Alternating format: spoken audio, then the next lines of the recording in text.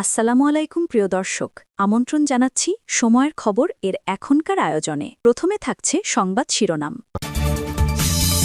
শেখ হাসিনার মামলার রায় আজ, কয়েক জেলায় বিজিবি, আওয়ামী লীগের কমপ্লিট শাটডাউন।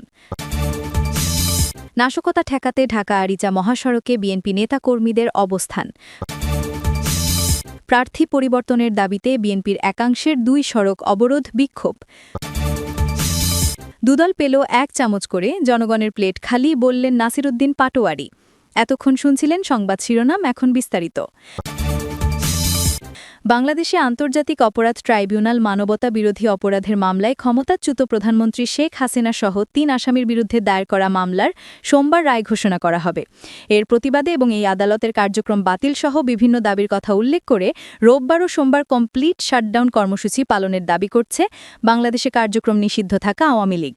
অন্তর্বর্তী সরকার কর্তৃক রাজনৈতিক কার্যক্রম নিষিদ্ধ হওয়া এই দলটির একজন নেতা বলেছেন, বেআইনি আদালতে অবৈধ বিচারের নামে নাটকের রায়ের বিরুদ্ধে তাদের এই কর্মসূচি। সামাজিক মাধ্যমে দলটির সমর্থকরা এর সপক্ষে প্রচার চালাচ্ছেন। আন্তর্জাতিক অপরাধ ট্রাইব্যুনালের প্রসিকিউটর গাজী মোনাওয়ার হোসাইন তামিম রোববার বলেছেন, রায়ের যে অংশটুকু ট্রাইব্যুনাল পড়ে শোনাবেন সেই অংশটুকু ট্রাইব্যুনালের অনুমতি সাপেক্ষে বাংলাদেশ টেলিভিশন সম্প্রচার করবে। বাংলাদেশ টেলিভিশনের মাধ্যমে অন্য গণমাধ্যমও সরাসরি সম্প্রচার করতে পারবে। এদিকে শনিবার রাত থেকেই দেশের বিভিন্ন স্থানে যানবাহনে আগুন ও ককটেল বিস্ফোরণের একাধিক ঘটনা ঘটেছে। তবে পুলিশ বলছে, সব বিষয়কে মাথায় রেখেই নিরাপত্তা পরিকল্পনা নেওয়া হয়েছে, তাই আতঙ্কিত হওয়ার কোনো কারণ নেই। স্বরাষ্ট্র উপদেষ্টা জাহাঙ্গীর আলম চৌধুরী বলেছেন, দেশে যে কোনো ধরনের বিশৃঙ্খলা ঠেকাতে আইনশৃঙ্খলা বাহিনী প্রস্তুত আছে। ওদিকে বিএনপি মহাসচিব মির্জা ফখরুল ইসলাম আলমগীর ঢাকায় এক অনুষ্ঠানে বলেছেন, আগামীকাল সোমবার ফ্যাসিস্ট হাসিনার গণহত্যার রায়কে কেন্দ্র করে একটা মহল দেশে নৈরাজ্য সৃষ্টি করার জন্য পায়তারা করছে।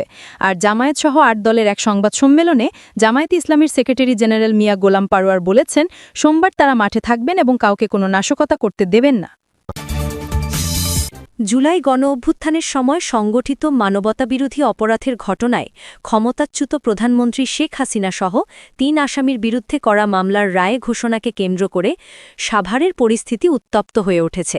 এ সময় সব ধরনের নাশকতা ঠেকাতে গত রোববার 16 নভেম্বর সন্ধ্যার পর থেকে খোরশেদ আলমের নেতৃত্বে ঢাকা আরিচা মহাসড়কে অবস্থান নেয় ঢাকা জেলা যুবদলের কয়েক হাজার নেতাকর্মী।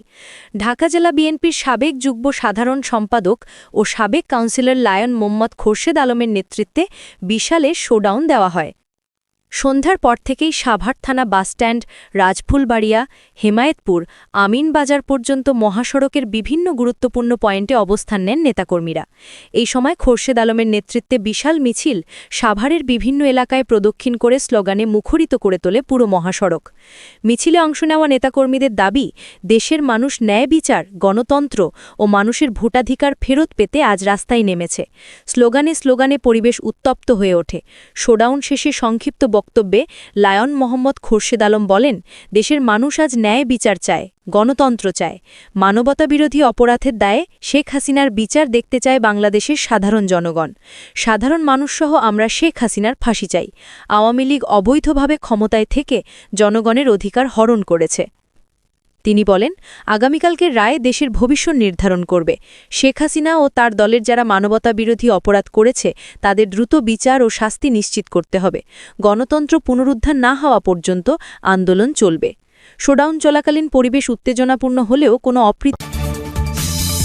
রাজবাড়ী 1 আসনে বিএনপির প্রাথমিক মনোনীত প্রার্থী পরিবর্তনের দাবিতে ঢাকা খুলনা মহাসড়ক ও রাজবাড়ী কুষ্টিয়া আঞ্চলিক সড়ক ঘণ্টাব্যাপী অবরোধ করে বিক্ষোভ করেছে স্থানীয় বিএনপির একটি পক্ষ। এই সময় কারো কারো গায়ে কাফনের কাপড় দেখা যায়। এই কর্মসূচির ফলে 2 সড়কে যানজট তৈরি হয়ে ভোগান্তি সৃষ্টি হয়। রাজবাড়ী 1 আসন সদর ও গোয়ালন্দ উপজেলা নিয়ে গঠিত।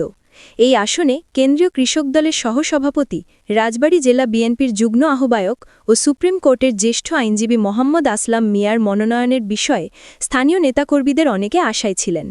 কিন্তু দল বেছে নিয়েছে রাজবাড়ী জেলা বিএনপির সাবেক সভাপতি, সাবেক সংসদ সদস্য ও বিএনপির নির্বাহী কমিটির সদস্য আলী নেওয়াজ মাহমুদ খৈয়মকে। এই মনোনয়ন পরিবর্তনের দাবি জানিয়ে আসছেন আসলাম মিয়ার অনুসারীরা। রাজবাড়ী জেলা বিএনপির ব্যানারে আজ রোববার বিকেল 4:30টার দিকে রাষ্ট্র কাঠামো সংস্কারের 31 দফা প্রচার এবং জাতীয় বিপ্লব ও সংহতি দিবস উপলক্ষে শোভাযাত্রা ও আওয়ামী লীগের নৈরাজ্যের প্রতিবাদেও বিক্ষোভের আয়োজন করা হয়। সেখান থেকে রাজবাড়ী 1 আসনে মনোনয়ন পরিবর্তন করে আসলাম মিয়াকে দেওয়ার জোরালো দাবি তোলা হয়। রাজবাড়ী সদর ও গোয়ালন্দ উপজেলা সহ বিএনপির ১২টি ইউনিটের কয়েক হাজার নেতাকর্মী কর্মসূচিতে অংশ নেন। এর আগে গোয়ালন্দ মোড়ে দলীয় কার্যালয়ে উপস্থিত হতে থাকেন নেতাকর্মীরা। তারা মিছিল নিয়ে ঢাকা-খুলনা মহাসড়ক ও রাজবাড়ী-কুষ্টিয়া সড়ক প্রদক্ষিণ করে গোয়ালন্দ মোড়ের শহীদ ঘনি চত্বরে দুটি মহাসড়কের সংযোগস্থলে অবস্থান নেন। নেতাকর্মীদের কয়েকজনের গায়ে কাফনের কাপড় দেখা যায়। তারা প্রার্থী পরিবর্তনের দাবিতে বিভিন্ন স্লোগান দেন। বিকেল 4:30 থেকে 5:30 পর্যন্ত প্রায় 1 ঘণ্টা অবস্থান কর্মসূচির ফলে দুই সড়কের উভয় দিকে যানজটের সৃষ্টি হয়। এতে দুর্ভোগে পড়েন শত শত যানবাহনের যাত্রী ও চালক। বিকেল 5:30টার দিকে স্থানীয় প্রশাসনের সহযোগিতায় বিক্ষোভকারীরা মহাসড়ক থেকে সরে গেলে যান চলাচল স্বাভাবিক হয়। বিক্ষোভ সমাবেশে বক্তব্য দেন রাজবাড়ী সদর উপজেলা বিএনপির আহ্বায়ক আবুল হোসেন গাজী, রাজবাড়ী পৌর বিএনপির সভাপতি সাবেক মেয়র তোফাজ্জল হোসেন মিয়া, গোয়ালন্দ উপজেলা বিএনপির সভাপতি নিজামউদ্দিন শেখ, সাধারণ সম্পাদক মোশাররফ আহমেদ, পৌর বিএনপির সাধারণ সম্পাদক মুজিবুর রহমান মোল্লা প্রমুখ। রাজবাড়ী সদর উপজেলা বিএনপির আহ্বায়ক আবুল হোসেন গাজী বলেন, যারা ১/১১-র সময় জিয়া পরিবারকে বাদ দিয়ে সংস্কার করতে চেয়েছিলেন, কখনো রাজপথে পাওয়া যায়নি, আজ তাকেই নমিনেশন দেওয়া হলো। অথচ যিনি ১৭টি বছর নেতাকর্মীর পাশে থেকে রাজপথে সংগ্রাম করেছেন, সেই অ্যাডভোকেট আসলাম মিয়াকে বঞ্চিত করা হলো, এটা কেমন নিয়ম? গোয়ালন্দ উপজেলা বিএনপির সভাপতি নিজামউদ্দিন শেখ বলেন, দ্রুতই নমিনেশন বাতিল করে যিনি নেতাকর্মীদের নিয়ে চলেন সেই আসলাম মিয়াকে নমিনেশন দিতে হবে, নতুবা আমরাই জাতীয় নাগরিক পার্টি এনসিপি-এর মুখ্য সমন্বয়ক নাসির উদ্দিন পাটোয়ারি বলেছেন, সরকার জুলাই জাতীয় সনদের আইনি ভিত্তি দিয়েছে। এখানে দরদ দেখিয়েছে, কিন্তু কোনো দায় দেখায়নি। অর্থাৎ আপনার যখন কোথাও কম্প্যাশন থাকবে, আপনার রেসপন্সিবিলিটি নিতে হবে। সরকার এখানে তরকারির বাটি থেকে রাজনৈতিক দলগুলোকে 1 চামচ করে ভাগ করে দিয়েছে। বিএনপিকে 1 চামচ দিয়েছে, জামায়াতকে 1 চামচ দিয়েছে, কিন্তু জনগণের প্লেট ওটা খালি হয়ে গেছে। শুক্রবার রাতে দলের অস্থায়ী কার্যালয়ে জুলাই সনদ বাস্তবায়ন আদেশের ব্যাপারে আনুষ্ঠানিক প্রতিক্রিয়া জানাতে জাতীয় নাগরিক পার্টি এনসিপি আয়োজিত সংবাদ সম্মেলনে তিনি একথা বলেন। এ সময় পার্টির সদস্য সচিব আখতার হোসেন বলেন, জুলাই জাতীয় সনদ আদেশের অনেক বিষয়ে অস্পষ্টতা খেয়াল করেছি। আদেশ এমনভাবে জারি করা হয়েছে যে এটিকে ক্ষমতাবানদের নিজেদের মতো ব্যাখ্যা করার সুযোগ রয়েছে। তিনি বলেন, আমরা প্রত্যাশা করেছিলাম সরকার অস্পষ্টতা দূর করে সনদ কিভাবে বাস্তবায়ন করা হবে সুনির্দিষ্টভাবে তা উল্লেখ করবে।